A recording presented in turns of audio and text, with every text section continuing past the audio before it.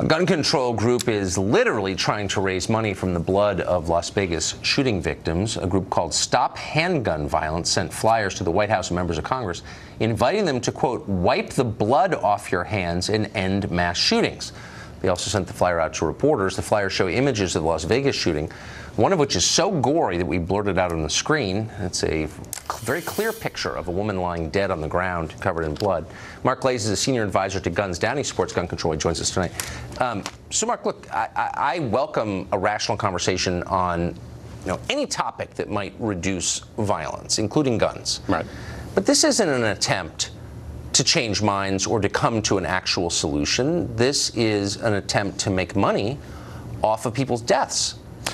Well, look, if this group is trying to raise money this way, I think that's a bad idea. But my only objection, if they're just trying to make members of Congress see these images, is that these images were not graphic enough. They're not as graphic as the average mass shooting. What would we learn? That shooting people is bad? I mean, I think everybody agrees with that. I mean, it's not. It's not about teaching anybody anything or having people confront the horror. Everyone understands the horror. No, I actually don't think they do. I mean, I think the problem with gun violence, and it's not different from a lot of different crime problems, is that people see it as a statistic. It's like numbers on a page, or they see the sanitized version that we see on the nightly news or on Hollywood movies.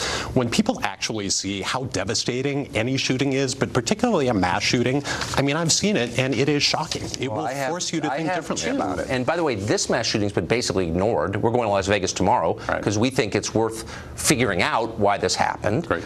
So I disagree with your premise that people don't understand how horrible it is. They saw it on television.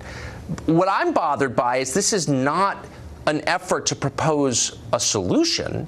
It's an effort to demonize people they disagree with. Wipe the blood off your hands. Whose hands? Whose hands have blood on them from this shooting? Well, I think in the view of the people who sponsored this ad, it's people who sort of express thoughts and prayers for the victims when this kind of thing happens. So if you pray for the victims, you've got blood on your hands? No, we all pray for the victims. But then after that, if you're we all don't actually pray for the victims. Well, a lot of people attacked the idea of praying for the victims. Well, I do. But then after that, you actually look for a solution. Like, what about universal background checks? What about banning assault weapons that have no use in self-defense or in hunting? Okay, so what is the solution in this case? I mean, presumably there are solutions that aren't related to confiscating people's guns or violating their Second Amendment rights. I mean, presumably there are solutions around mental health, for example.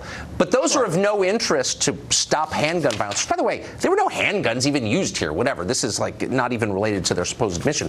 But the point is, they only want to talk about what law on the books would have prevented this? Well, look, in fairness, they did talk about two things. One was background checks was not an issue in this shooting, but they also said we ought to ban assault weapons, and the fact that this guy had a lot of assault weapons. They said that we renew the federal ban on military-style assault weapons. Right. So we had the assault weapons ban. Right.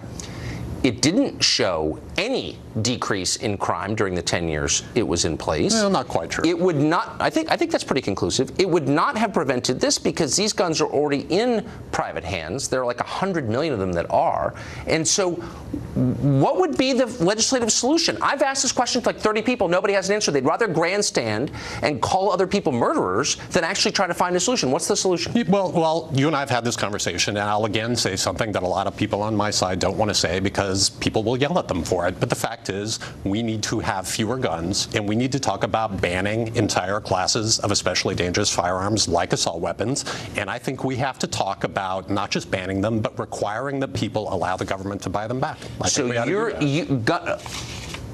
universal gun confiscation is what you're talking about. No, not universal gun confiscation. You're saying ban a class of firearms. So that would be any rifle with, a capacity of more than one above a certain caliber. I mean, I don't know what the criteria are that you're suggesting, but basically any gun that you would use for deer hunting would be banned. No, I would make a distinction between long guns that are technically semi-automatic of the kind like my dad uses to hunt and semi-automatic assault weapons that have to gun owners and hunters like me, these are meaningless distinctions, but let me just get right to the meat of it.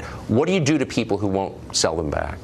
I think you at a bare minimum sort of fine them severely for it and build an incentive for them to sell You them ready back. for the civil war that would ensue when you try and take people's guns? Oh, I'm serious. Well, you know, I mean, I take it seriously, but you know, as you just said, we banned these things for 10 years, and the country did not go up in flames. We didn't ban them, actually. You couldn't sell certain guns, but people had them. I had one at home. Nobody came and took it from me. So how about half measures? Let's do this. Let's reimpose the ban on all new sales. The one that didn't work. On all new sales, and over time, right. the supply will dry up. All right.